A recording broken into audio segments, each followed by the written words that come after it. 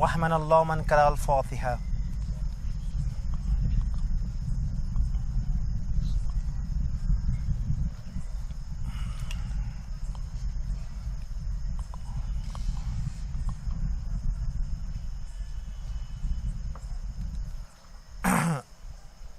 اعوذ باللہ من الشیطان الرجیم. بسم اللہ الرحمن الرحیم. الحمد للہ رب العالمین. الصلاة والسلام علی سیدنا و نبینا و شفیعنا و طبیب قلوبنا و مولانا مقتدعنا بالقاسم محمد.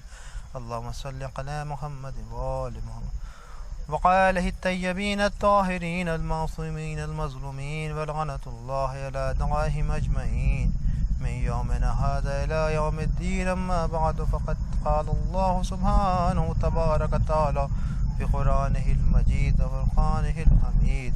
بسم الله الرحمن الرحيم. قل لا أسألكم عليه أجرا إلا المودة في القربى. صلوات محمد اللهم صل على محمد. قرآن مجید کی یہ بھی ایک مشہور و معروف آیت ہے اور اہل ایمان اس سے بخوبی واقف ہیں کہ کل لا اسألکم علیہ اجرا. جب رسول خدا سے لوگوں نے آ کے پوچھا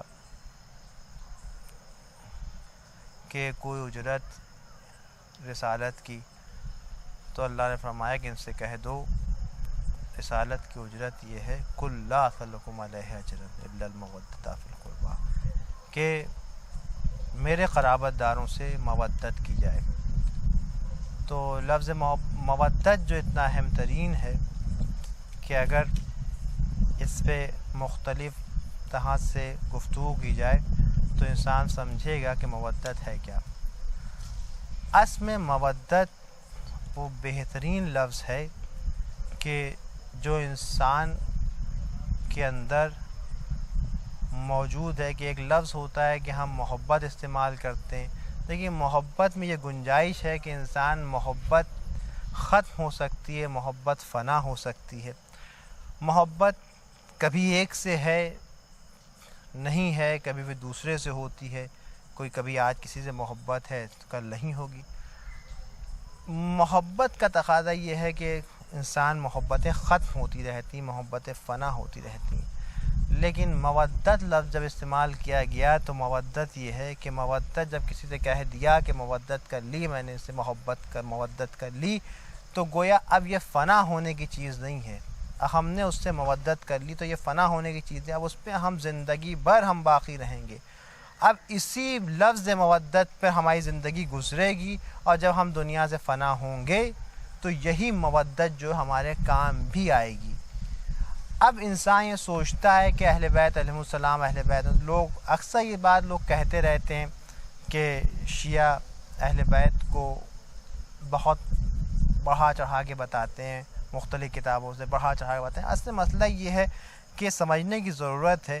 جو ہمارے برادران اہل سنت ہیں، جو اور بھی بھائی ہمارے ہیں، وہ سمجھیں اس بات کو کہ بات بڑھانے کی نہیں ہو رہی ہے گفتگو.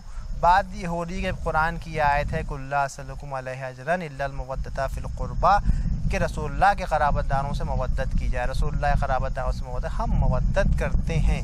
اب مسئلہ یہ کہ آپ کا یہ شکوہ ہے کہ ہم بڑھا دیتے ہیں. مسئلہ یہ نہیں کہ ہم بڑھا دیتے ہیں، مسئلہ یہ ہے کہ آپ سمجھ نہیں پا رہے ہیں کہ وہ کیا ہیں. ہمارے مسئلہ یہ کہ ہم سمجھ رہے ہیں کہ وہ کیا ہے اہل بیت علیہ السلام. ہمیں ان کی معرفت ہے، آپ کو ان کی معرفت نہیں ہے، اس لیے آپ یہ جملے استعمال کر سکتے ہیں. لیکن ایسا نہیں کہ بہت سے بھائی ایسے ہیں جو اہل بیت کی بہترین معرفت رکھتے ہیں. لیکن زندگی میں انسان کو یہ سوچنا چاہیے کہ ہم کب کیا گفتگو کر رہے ہیں. دیکھیے وہی جناب امیر کا جملہ ہے کہ انسان اپنے زبان کے نیچے چھپا ہے، جب بولتا ہے تو پہچان لیا جاتا ہے.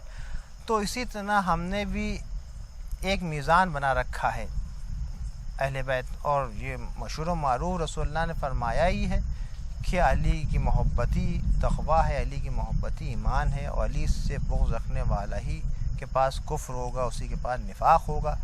تو اب جب ہمارے لیے رسول اللہ کی حدیث معیار ہے تو اب ہم کو یہ سمجھنا چاہیے. جو آپ اکثر جو طنز یہ جملہ کرتے ہیں لوگ کہ جو بڑھا دیا تو بڑھایا نہیں گیا ہے، ہم تو وہی چیز کر رہے ہیں، بہترین سنت رسول پہ ہم عمل کر رہے ہیں، اور بہترین جناب امیر کی ہمارے سامنے زندگی ہے، اب ہم اس کے تابع ہیں اور کوشش یہ کرتے ہیں کہ ہم ان کی معرفت حاصل کر سکیں، ہم اہل بیت کی معرفت حاصل کریں، اور سب کا تقاضا ہی یہی ہے کہ سب اہل بیت کی اب جتنا بھی جس طرح سے دین کو علی علیہ السلام نے جس طرح سے دین کو پہنچایا ہے، جس طرح سے دین ہم تک آیا ہے، اس کے پس منظر میں بہت سی تاریخی جنگیں قرار دی گئی ہیں، کم سے کم تاریخ میں 80 جنگیں ہیں جو اسلامی جنگیں قرار دی گئی ہیں۔ اس میں مشہور و معروف یہ جنگ جو ہوتی ہے یہ بہترین مبنی ہے دین کے اوپر یہ جنگ، اس لیے اس کی طرف میں اشارہ کر رہا ہوں کہ چند جملے اس جنگ خیبر کے لیے ارشاد کر دوں۔ اب اسی ذیل میں جو قرآن کی آیت ہے ان الدین عند اللہ اسلام، اللہ کے نزدیک اگر کوئی پسندیدہ دین ہے تو دین اسلام ہے، تو اب جب اللہ نے ارشاد فرما دیا کہ دین اگر اللہ کے نزدیک ہے تو وہ دین اسلام ہے، تو اب جب دین کے ہی تقاضوں کو پورا کرتا ہوا جو شخص چلے گا تو ہمیں ذمہ داری یہ ہے کہ ہم اس کی پیروی کریں گے۔ اب اگر اس نے عدل کیا تو ہمارے پاس عدل ہونا چاہیے، وہ شجاع تھے تو ہمارے پاس شجاعت کے گوشے ہونے چاہیے۔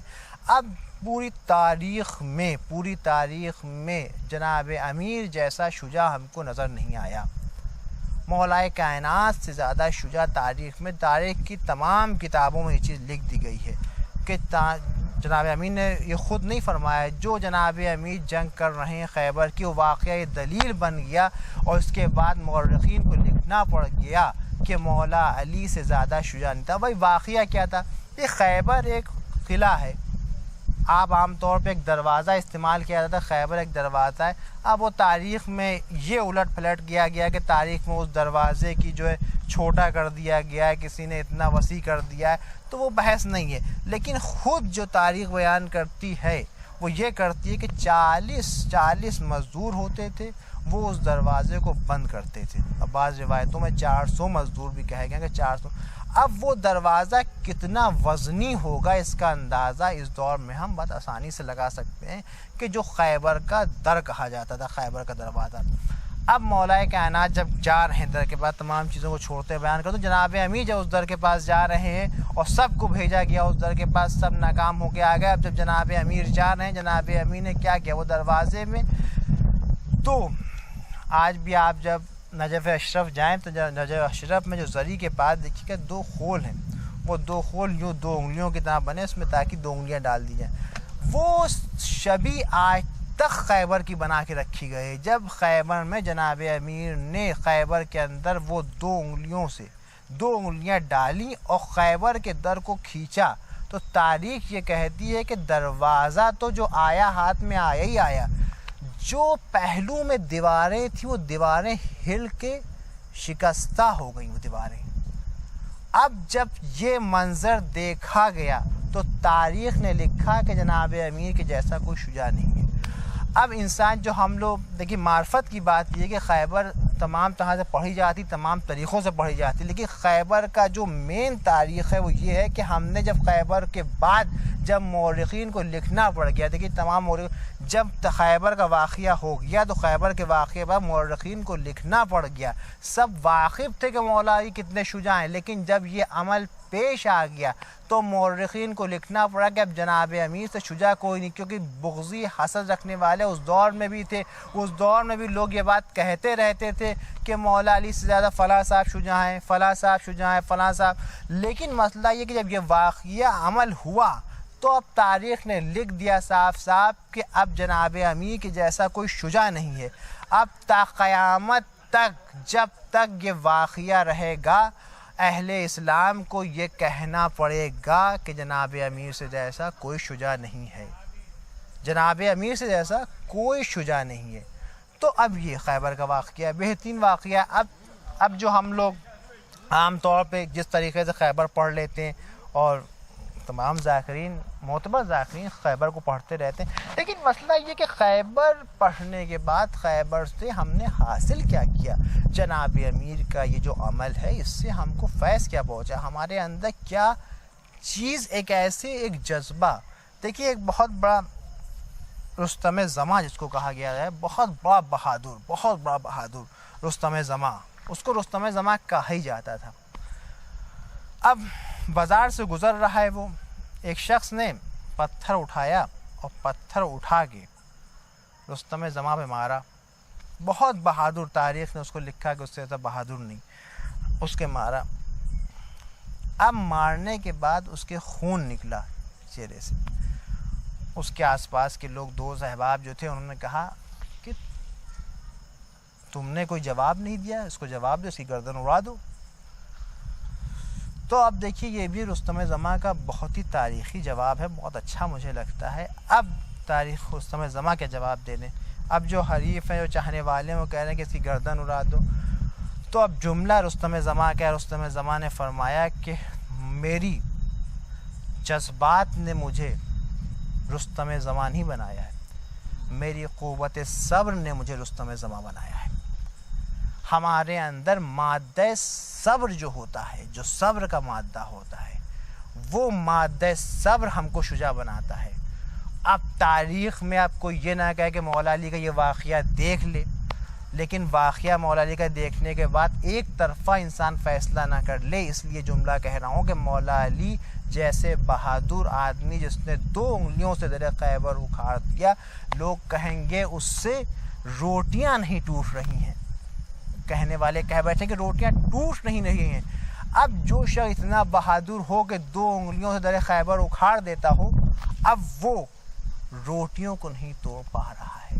تو آپ کو سمجھنا پڑے گا، آپ کے دور کا یہ زمانے کا یہ واقعہ ہے کہ انسان کے جذبات نے اس کو بہادر یا شجاع نہیں بناتا ہے، انسان کا صبر اسے شجاع بناتا ہے، اسے بہادر بناتا ہے۔ تو یہ جناب امیر ہے کہ انسان ایک طرفہ دیکھ کے پوری زندگیوں کے تمام واقعات جو ہیں اس کو دیکھ لے، تب فیصلہ کرے کہ وہ انسان کیسا ہے۔ جناب مولا کائنات جیسی شخصیت کو تاریخ اسلام نے مشکوک کر دیا ہے، یہ بھی بہت افسوس کی بات ہے ہمارے لیے، عالم اسلام کے لیے۔ وہ شخصیت جو ہمارے لیے نمونہ عمل تھی، رسول اللہ تو رحمت اللہ عالمین تھے، بعد رسول جو زندگی ہمارے لیے نمونہ عمل قرار دی گئی تھی، اگر اس زندگی کو ہم سمجھ لیتے، اس زندگی سے وابستہ ہو جاتے، تو آج اس دور میں ہمارے اوپر کم سے کم ایک چیز تو ہوتی کہ ہمارے عالم اسلام پہ مسلمانوں کے اوپر دہشت گردی کا ٹیگ نہ لگنے پاتا۔ اگر ہم جناب امیر کی زندگی سے وابستہ ہو جاتے، عالم اسلام نے اس شخصیت کو مشکوک کر دیا جو شخصیت اس کے لیے ہدایت کا ذریعہ تھی، وہ جو شخصیت اس کے لیے بہترین ہدایت کا ذریعہ تھی۔ عالم اسلام کی بد نصیبی یہ ہوئی کہ بعد رسول لوگوں نے علی کو چھوڑ دیا، اور نوبت یہ آ گئی کہ بعد رسول جب رسول اللہ کی رحلت ہو گئی، اس کے بعد وہ ظلم کیا گیا ہے جناب امیر کے اوپر کہ جناب امیر سے جناب فاطمہ زہرا سلام اللہ علیہ نے پوچھا کہ ہم نے سنا ہے کہ علی لوگ تمہیں سلام کا جواب نہیں دیتے۔ بہت پشیمانی کی بات ہے اگر آج بھی میں جملہ کہہ رہا ہوں اس ویڈیو کے ذریعے، آج بھی لوگ ذات علی پہ اگر جمع ہو جائیں تو ساری مسلمانوں کے درمیان سے اختلافات، ساری پریشانیاں دور ہو سکتی ہیں اگر عالم اسلام، پورا عالم اسلام ایک شخصیت پہ متحد ہو جائے، اگر جناب امیر کی ذات پہ متحد ہو جائے تو عالم اسلام کے اندر تمام اختلافات، تمام مشکلات ختم ہو سکتے ہیں۔ لیکن مسئلہ یہ ہے کہ ہم نے اس شخصیت کو مشکوک کر دیا جو شخصیت ہمارے لیے لائق ہدایت تھی، لائق تحسین تھی، لائق مودت تھی، اس شخصیت کو ہم نے مشکوک کیا۔ اب بعد رسول اب جناب فاطمہ پوچھ رہی سلام اللہ علیہ کہ میں نے سنا ہے کہ علی لوگ تمہیں سلام کا جواب نہیں دیتے۔ اب دیکھیے علی جیسا شجاع بہادر وہ یہ جملہ کہہ رہا ہے کہ بی بی سلام تو دور کی بات ہے، میں سلام کرتا ہوں تو لوگ جواب نہیں دیتے ہیں۔ کتنی بڑی بات ہے ذات علی کے لیے کہ یہ مسلمانوں نے کیا کیا، اس کا نتیجہ کیا ہوا کہ آج رسوا ہونے پوری دنیا میں آج مسلمان، سبب یہ ہے مسلمان، اس نے اس شخصیت کو چھوڑ دیا کہ جو شخصیت اس کے لیے نمونۂ عمل قرار دی گئی تھی. اگر بعد رسول لوگ علی سے وابستہ ہو جاتے، بعد رسول لوگ علی سے وابستہ ہو جاتے تو آج یہ رسوائی نہ ہوتی. بس یہی جملہ کہ سلام کا لوگ جواب نہیں دے رہے. کتنی بد نصیبی کی بات ہے کہ لوگ سلام کریں. مسلمانوں کی بد نصیبی تھی یہ کہ مسلمانوں نے کیا کیا کہ فاطمہ زہرا سلام اللہ علیہ کے دروازے کو جلایا گیا. اس کے بعد وہ بے ادبیاں کی گئیں، جناب محسن کی شہادت ہو گئی. اب آج شب ہے، شب شہادت جناب امیر. بیان کرنے کو کیا بیان کیا جائے مصائب. وہ جملہ ایک ذاکر کا ہے کہ ذاکر کہتے ہیں کہ مصائب اصل میں پڑھنے کی چیز نہیں ہے. خیر نجف اشرف کیا ہے کالنامہ تو ان کا مصائب پڑھنے کی چیز نہیں ہے. مصائب تو اصل میں مر جانے کو ہوتے ہیں کہ انسان صرف احساس پیدا کر لے کہ جو جملہ کہ مسئلہ یہ ہے کہ یہ نہیں ہوتا ہے کہ کس کے ساتھ کیا ہوا. مسئلہ یہ ہے کہ کس کے جناب امیر کے ساتھ کیا کیا مسلمانوں نے کہ بعد رسول فاطمہ زہرا کا دروازہ جلانا، ان کی اور تمام طرح کے ظلم کرنا، اس کے بعد جناب امیر پہ ضربت لگانا. اب جناب امیر کی وصیتوں کا سلسلہ شروع ہوتا ہے کہ قریب آ رہی ہے شہادت کے، سحر کا وقت قریب آنے لگتا ہے. جناب امیر نے امام حسن کو بلایا کہ امام حسن سے فرمایا کہ دیکھو میرے جانے کے بعد امت پہ یہ کہہ کے نہ ٹوٹ جانا کہ علی شہید کر دیے گئے یا علی قتل کر دیے گئے. یہ کہہ کے ٹوٹ نہ، یہ وصیت کا بہت اہم ترین جملہ ہے. فرمایا ہے کہ یہ کہہ کے نہ ٹوٹ جانا کہ علی قتل کر دیے گئے، علی قتل کر دیے. اب یہ امام حسن سے وصیتیں کر رہے ہیں. اب تہاں کی وصیتیں کرنے کے بعد کہا کہ اب میرے جانے کا وقت ہو رہا ہے. اب جناب امیر کا جنازہ بہت شان سے اٹھایا گیا اور لا کے نجف اشرف میں دفن کر دیا گیا. میں کہوں گا مولا آپ کو نجف اشرف میں دفن کر دیا گیا، آپ کی نماز جنازہ ہوئی، تمام صحابیوں نے شرکت کی، بیٹا موجود تھا. لیکن میں ایک منظر اور یاد دلاؤں گا کہ کربلا کا وہ منظر ہے کہ سید سجاد کے ہاتھوں میں ہتھکڑیاں ہیں، پیروں میں بیڑیاں ہیں، گلے میں خاردار طوق ہے. وہ بیٹا کس طرح سے اپنے باپ کو دفن کرے. اسی لیے جناب زینب نے پوچھا اے بیٹا تمہارے چہرے کا رنگ زرد کیوں ہو رہا ہے؟ میں یہ کیا دیکھتی ہوں کہ روح گلشن جنت کو پرواز کر جائے گی. سید سجاد نے کہا کہ اے پھوپھی اماں آپ دیکھتی نہیں، ان ظالموں نے اپنے کشتائے نجس کو تو دفن کر دیا اور میرے نانا کے نواسے محمد مصطفیٰ کا نواسا امام حسین میرے بابا حسین ابن علی کا جنازہ بے گور و کفن پڑا ہوا ہے اور لاشیں پامال کیے جا رہے ہیں. اب سید سجاد کا صبر دیکھ لیے. بس ایک روایت سن لیے کہ جب یہ لوٹا ہوا قافلہ شام میں آیا اور قیدی بنا کے جب رہائی ہونے لگی، کہ جب رہائی ملی کہ اب چاہے آپ کہیں جانا چاہیں، جہاں جانا چاہیں آپ چلے جائیں، تو امام سید سجاد نے کہا کہ میں چاہتا ہوں کہ میں اپنے وطن واپس چلا جاؤں. جناب زینب نے کہا کہ نہیں، وطن تو واپس ہم نہیں جائیں گے، پہلے اپنے بھائی کا غم منائیں گے، اپنے بھائی کا ماتم کریں گے. بھائی کا ماتم کیا گیا، خوب ماتم. پھر رہائی ہوئی، تمام محملیں تیار کیا جا رہا ہے، قافلہ اب جانے کو تیار ہو رہا ہے. تمام محملوں میں بیویوں کو بیٹھایا جا رہا ہے. ایک بیوی جو تھیں وہ ایک محمل سے نظر نہ آئی. کہا کہ یہ محمل کس کی ہے؟ کہا کہ یہ محمل رباب کی محمل ہے. جناب زینب نے ڈھونڈنا شروع کیا کہ محمل میں جناب رباب نہیں دکھائی دے رہی ہیں. اب ادھر دیکھنا شروع کیا، ادھر دیکھنا شروع. جناب زینب کہیں نظر نہ آئیں. جناب زینب نے جا کے دیکھا جناب رباب ایک تربت سے لپٹی ہوئی گریا کر رہی ہیں کہ اے سکینہ میں تمہیں چھوڑ کے نہ جاؤں گی، اے سکینہ میں تمہیں چھوڑ کے نہ جاؤں گی، اے سکینہ. جناب زینب نے کہا اے بھابھی چلیے، ہم کو اجازت مل گئی ہے، ہم چلیں. جناب زینب نے جناب رباب کو لیا اور محمل میں آ کے بٹھایا.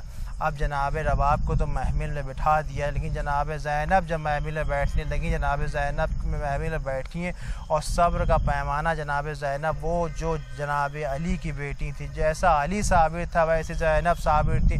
اب وہ زینب کے صبر کا پیمانہ لبریز ہو گیا. محمل کا پردہ اٹھاتی ہیں، وہ زینب جس نے علی اکبر کے لاشے پہ صبر کر لیا، بھائی کے لاشے پہ صبر کر لیا، بھتیجے کے ہاتھوں میں ہتھکڑیوں کو دیکھا صبر کر لیا، خیموں کو جلتے ہوئے دیکھا صبر کر دیا، شام کے بازار سے گزری صبر کر لیا، تمام مقامات پہ جو زینب صبر کرتی رہیں، اب وہ زینب صبر نہ کر سکی، محمل کا پردہ اٹھتا ہے، شام کی عورتوں سے خطاب کرتی ہیں، اے شام کی عورتوں، جب رات کی تاریخی نمودار ہو جائے، جب اپنے گھروں میں چراغاں کر لینا تو ایک دیا قبر سکینہ پہ جلا دینا، میری 4 سال کی بچی قید خانہ شام میں اکیلی سو رہی ہے۔ الا لعنۃ اللہ علی القوم الظالمین، سیعلم الذین ظلموا ایہم القلب۔ انا للہ و